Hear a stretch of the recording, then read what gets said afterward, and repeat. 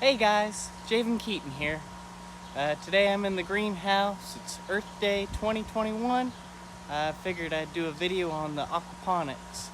I figured that'd be a good theme for the day. Go ahead and like the video and subscribe if you're interested in videos like this. And if you have any questions, feel free to ask. I always enjoy answering questions that people have. So give me just a minute and we'll get into it.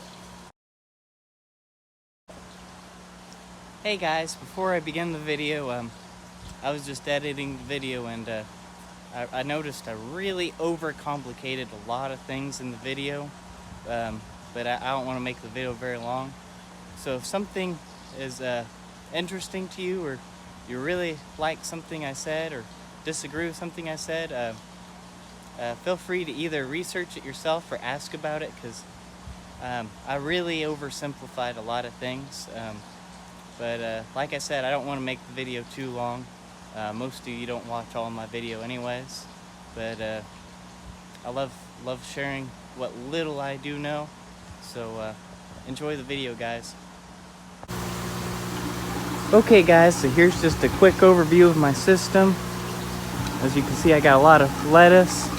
The cilantro's trying to bolt, so I'll probably take it out. And then underneath this brick is my siphon.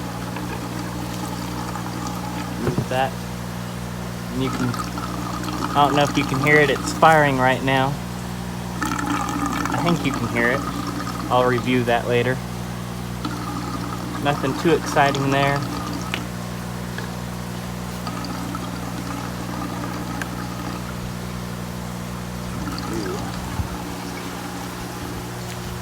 Got a bell pepper here. I believe that's a California Wonder. The iceberg lettuce is looking good. The red cabbage is kind of slow, but it's trying. Then I think that's a Black Beauty. Tags on the other side. And then I got a cherry tomato here. Looks like it's trying. And then I'm probably gonna take the Swiss chard out because no one seems to want it. And you can see I recently put some red wiggler worms in here. That's why there's this peat moss sitting here. Not ideal, but want the worms to slowly go into the system. Oh, and then some sage. And the sage is ready. I don't know if anyone's interested in that, but I sure love it. Here is my inlet.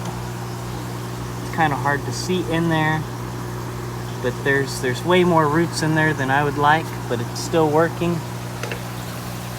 There is the adjustable valve for the inlet for my media bed here. My sump's right down there. And I'm running a split flow, so it splits between the fish tank and the grow bed. I just gave the fish some feed. I may have to scoop that out. They're not eating it. Got my spray bar up above. I did have to put some polycarbonate up because there's too much splashing. And I've had the tank emptied a couple of times. So not ideal, but I don't think it's a big enough system to make all the changes it needs. And then my filter, not very traditional for an aquaponic system, but it works great, and it's overkill for my system, which I love. Helps protect the fish. And then it also has a selector knob, so you can drain any solids that collect out of it. That's nice.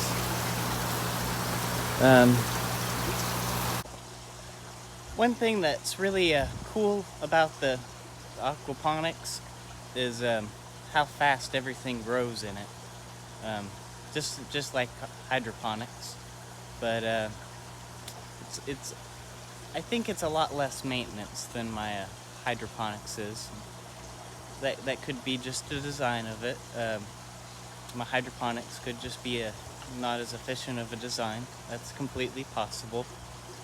But really, I just feed the fish, and the pH has been pretty good with it. At first, you really got to adjust it because of the high pH water that I have here.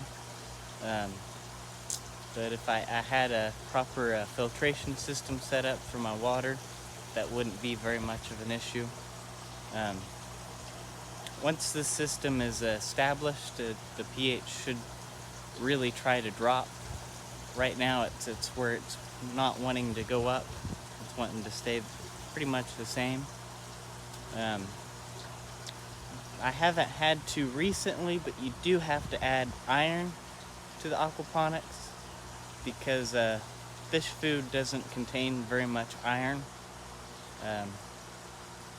They just don't need a whole lot, and most fish food companies are designed not to create a whole bunch of waste, so your tank stays cleaner, which kind of fights your aquaponics, because you're using not so much the waste from the fish, but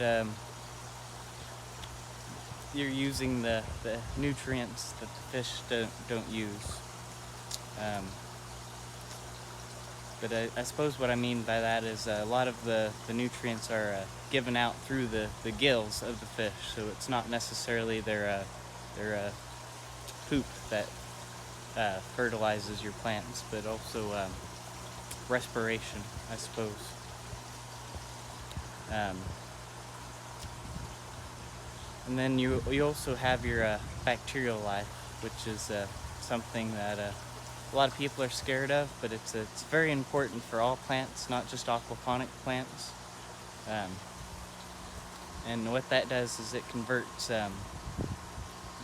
well, it mostly converts your different types of nitrogen into usable levels, usable forms for your plants, and forms that aren't toxic to your fish. But that can also be managed by adjusting your pH. A lower pH, and you don't want to shock your fish. That'll kill them too, but you want to slowly lower your pH, and that will raise the amount of nitrogen that it takes to hurt your fish.